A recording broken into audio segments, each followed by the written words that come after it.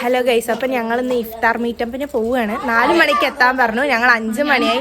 അപ്പോൾ ഗൈസ് പറഞ്ഞ പോലെ ഇതൊരു ഇഫ്താർ മീറ്റപ്പിന്റെ വീഡിയോ ആണ്. പക്ഷെ ഇഫ്താറും കഴിഞ്ഞ് പെരുന്നാളും കഴിഞ്ഞ് കുറച്ചായി. എന്നിരുന്നാലും വീഡിയോസ് എടുത്തു വെച്ചത് വെറുതെ ഫോണിൽ കിടക്കണ കാണുമ്പോൾ ഒരു സങ്കടം. ഇതിന്റെയൊക്കെ ഇടയിൽ എക്സാം ഉള്ളതുകൊണ്ട് തന്നെ നമുക്കൊന്ന് എഡിറ്റ് ചെയ്യാനും അങ്ങോട്ട് ഫോക്കസ് ചെയ്യാനും പറ്റാത്തതുകൊണ്ട് നമ്മൾ ഇതിന്റെ പിന്നാലെ നിന്നില്ല. പക്ഷെ കഷ്ടപ്പെട്ട് എടുത്തത് എഡിറ്റ് ചെയ്ത് ഇടണം എന്നാണല്ലോ നമ്മളുടെ ഒരു ഇത് കൊണ്ട് തന്നെ ഇനി വീഡിയോസ് കറക്റ്റ് ആയിട്ട് കുറെ വരാനുണ്ട്. അപ്പൊ പറഞ്ഞു വന്ന പോലെ നമ്മൾ ഇന്നൊരു ഇഫ്താർ മീറ്റപ്പിന് പോയതാണ്. പക്ഷെ ഇതൊരു സാധാരണ ഇഫ്താർ മീറ്റപ്പ് ആയിരുന്നില്ല. വേറെ ഒന്നും കൊണ്ടല്ല, നമ്മൾ എല്ലാരും ഇവിടെ നോമ്പ് തുറന്നത് ഇവരുടെ കൂടെ. ഇവര് പറയുമ്പോ നമ്മളുടെ സ്വന്തം ഉമ്മമാരോട്. നമുക്ക് തന്നെ ആരും ഇല്ലാന്ന് തോന്നുന്ന സമയത്ത് ആരെങ്കിലും കൂടെ ഉണ്ടാവുമ്പോ തന്നെ ഭയങ്കര സന്തോഷം. ഇതുപോലെ ആയിരുന്നു ഇവർക്ക്. പിന്നെ ഞങ്ങൾ പോയ ഉടനെ ഞങ്ങളുടെ അടുത്ത് ഈ അമ്മ കമ്പനിയായി. പിന്നെ അവ പറഞ്ഞു ശരിക്കും പാവം തോന്നുന്നു. വേറെ ഒന്നും ഉണ്ടായിട്ടല്ല, അവരെ വേണ്ടാന്ന് വെച്ചിട്ട് പോലും അവരവരുടെ മക്കളെ കുറിച്ചിട്ട് ഒരു നെഗറ്റീവ് പോലും പറയും. എന്തൊക്കെ ചെയ്താലും ഉമ്മ അല്ലാണ്ടാവില്ല പറയില്ലേ, ആ ഒരു ഇതായിരുന്നു എനിക്ക് മനസ്സിലായി. ഇഫ്താർ മീറ്റപ്പ് പ്ലാൻ ചെയ്തോണ്ട് തന്നെ ഞങ്ങൾ ഒരു ചെറിയൊരു കേക്കും കൂടെ അവരുടെ സന്തോഷത്തിന് വേണ്ടി കൊണ്ടുപോയിട്ടുണ്ടായിരുന്നു. ബാങ്ക് കൊടുത്തതും കേക്ക് മുറിക്കലും നോമ്പ് തുറക്കലൊക്കെ ഒപ്പായിരുന്നെങ്കിലും ബാങ്ക് കൊടുക്കണേന് മുമ്പ് നോമ്പ് തുറന്ന രണ്ടാൾക്കാരനെയാണ് നിങ്ങൾ കാണുന്നത്. ഈ വ്ളോഗിൽ നിങ്ങൾക്ക് പരിചയമുള്ള കുറെ മുഖങ്ങളെ